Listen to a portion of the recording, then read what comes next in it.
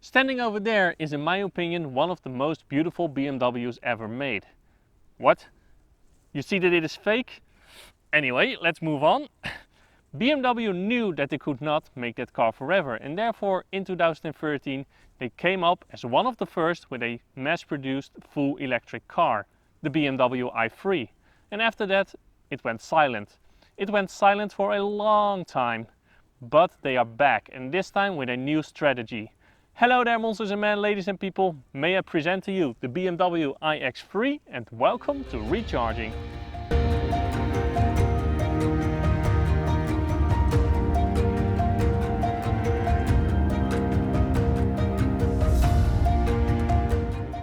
What is this strategy then? Well, BMW develops one car model and make them ready to put all different kinds of drivetrains in them. BMW calls this the power of choice. And this BMW iX3 is the first one, and soon following the BMW i4. And well, looking at the Kia e-Niro and the Hyundai Kona, this can deliver good EVs. So let's find out if BMW also did a good job. Before I start talking about the design of the BMW iX3, one side note.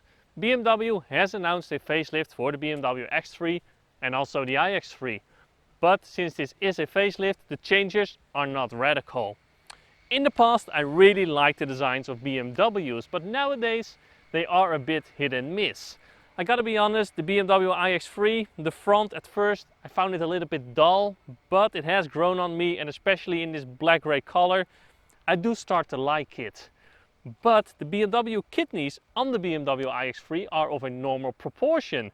I mean, take the BMW kidneys on the 7 Series, the X7, they are huge, they are too big, they are two giant nose holes trying to swallow you. Besides that, are there any major differences here at the front compared to the internal combustion engine version?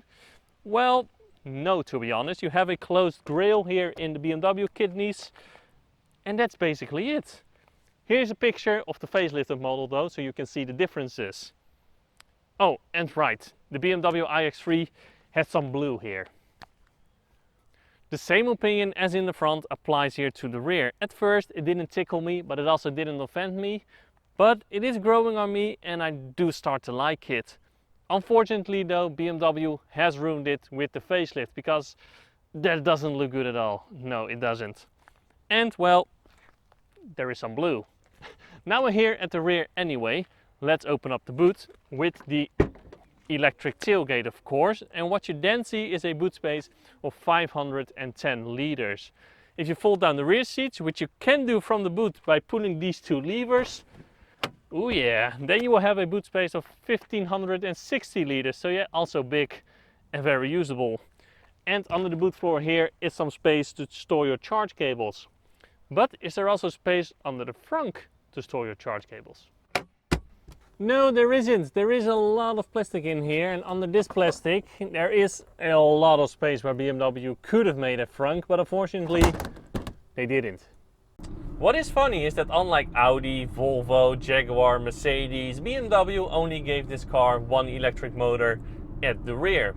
And because of that, this car isn't as quick as those other cars.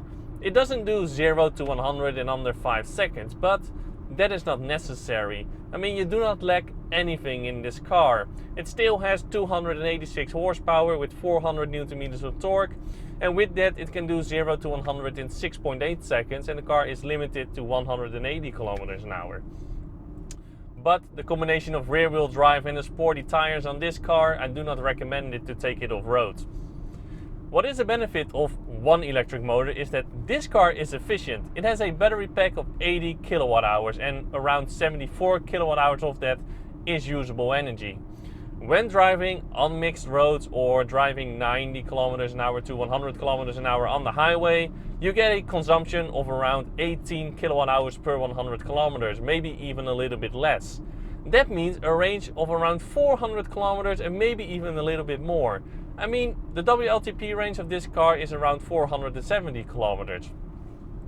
When driving a little bit faster on the highway though, around 120 kilometers an hour, the consumption goes up to around 20 kilowatt hours per 100 kilometers, but then you still have a range of 350 to 370 kilometers. I mean, this is a big car and it weighs 2200 kilos. I am impressed by the efficiency of this car. I mean, this car is efficient. So how can this car help by letting you drive as efficient as you can? Well, you basically have two drive modes. You have D of drive, and in drive you can determine the amount of regeneration that the car does when you lift your foot off the accelerator. You can put it in coast, or you can choose regen level 1, 2 or 3. Then you have B of brake, and in brake you basically put the car in one pedal drive mode. When the car is in one pedal drive mode, the car doesn't slow down as much as, for example, in a Volvo XC40, so you have to anticipate a bit more, but the car comes to a complete stop, and in general it works well. One pedal drive is so natural. I just really like it on every electric car that has it. Besides that, you have sport mode. Doesn't help you with efficiency, but is fun to use sometimes. Then you have comfort for the balance, and you have Eco Pro mode. And in Eco Pro mode you do not only get less power, or at least less acceleration, so you drain your battery less, but also the climate control goes in a more efficient mode. Also you get less seat heating, but what is also fun, you also get less mirror heating.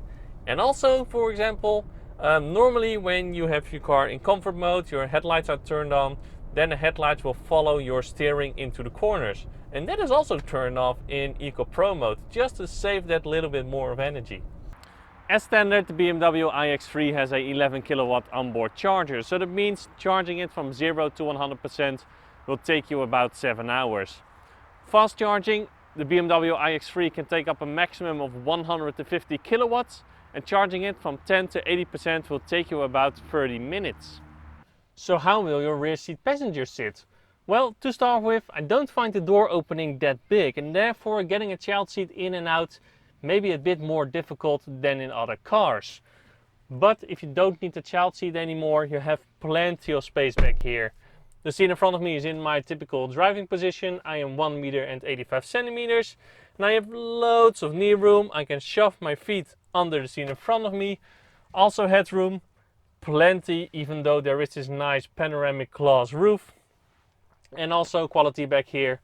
It is what you expect from a German premium car brand. I mean, good materials, good build quality, everything feels rock solid. It is what you expect, and well, to be honest, what you pay for. Features then, well, you can recline your backrest a little bit. Then there is a armrest here in the middle with a cubby which you can store whatever you want, and also two cup holders, separate climate control, two USB-C ports. I mean, I can sit here for quite a while. As you have already seen, this particular car has the leather brown interior, and where my wife hates it, I love it. I think it looks amazing. Besides that, BMW, premium German car brand, that is what you get here. I mean, the build quality is rock solid, the materials being used are really good, the feel of the buttons is really good. I mean, you get what you pay for. Cubby spaces then, well, you do have a glove box, which is not that big, but there is a cubby here under your center armrest. There is a wireless phone charger here, and also two cup holders, but also an ashtray. I mean, it has been a while since I've seen an ashtray in a car. And also you have huge door pockets, so also in that regard, not much to complain. And the design, well, if you would be blindfolded and being put here in the interior of the BMW iX3, you would not notice that you would sit in an electric car. And that is because this interior is a BMW interior that we know now for a very, very long time. That means no big touchscreen, at least not yet, because I don't know if you have seen the interior of the new BMW iX. That one gets larger screens with lesser buttons. But this one, not yet. So that means you have a climate control unit here with physical buttons, a media control unit up here and down here with physical buttons, and on top of the dashboard you have BMW's iDrive system. What is funny is that I drove the Mini Electric recently, and that one also has a BMW iDrive system, but only minified.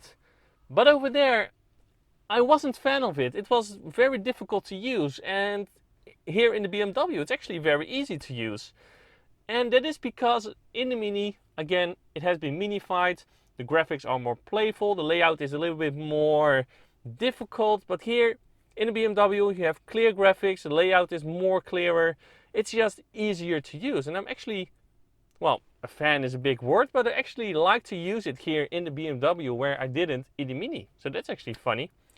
So you can control the iDrive system with the control unit here in your center console, which is ideal for when you are driving.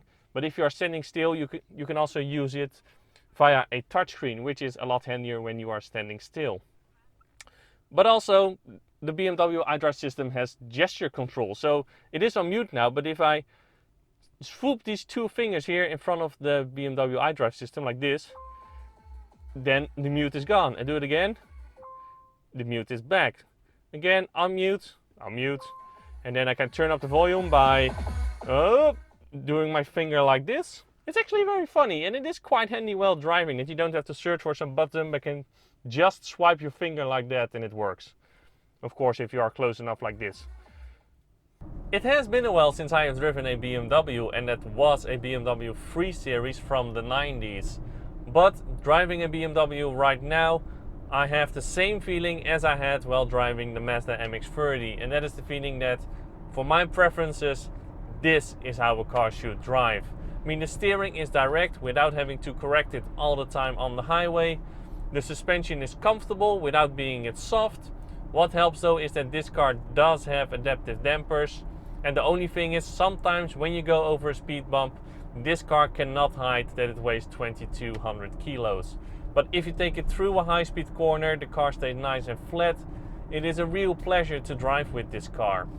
Also, when you drive 130 kilometers an hour on the highway, there's no wind noise, there is a bit of tire noise, but the car is really quiet and you can cruise hours with this car. The only complaint that I have is that I wish that the steering wheel was just a little bit thicker. But from all the non-sporty cars, like the Audi e-tron GT, that I have driven so far, this is my favorite in terms of driving. And therefore I cannot wait to drive the BMW i4, because that one will be even better. What about all driving and safety features? Well, as you probably expected, this BMW iX3 has them all. But I gotta say one thing though, and that is that they are not as refined as they are in some other cars. For example, the adaptive cruise control that also keeps you in lane works better in a Volvo XC40, because in a Volvo XC40 it keeps you nicely centered into the lane, where in this BMW iX3 it doesn't always do that. It comes too close to the line and then it sees the line and then it thinks, oh damn, I have to go to the center to the lane again, and then it steers back to the center. Again, there are cars where those systems are better refined. If I had to choose between the Audi e-tron, the Jaguar I-Pace, the Volvo XC40 or this BMW iX3, I would choose the BMW iX3. I mean, it is not as fast as those other cars, but it is big and practical, it is comfortable, it is efficient, it has decent charging capabilities, and it is the best driving one of them all. So that was the review of the BMW iX3. I hope you liked it, and if you did, please give a like and do subscribe. Ring that bell if you don't want to miss a video in the future. If you did not like it, please leave a comment below to see what I can improve. And then I would like to say now thank you a lot for watching, and as always, to be continued.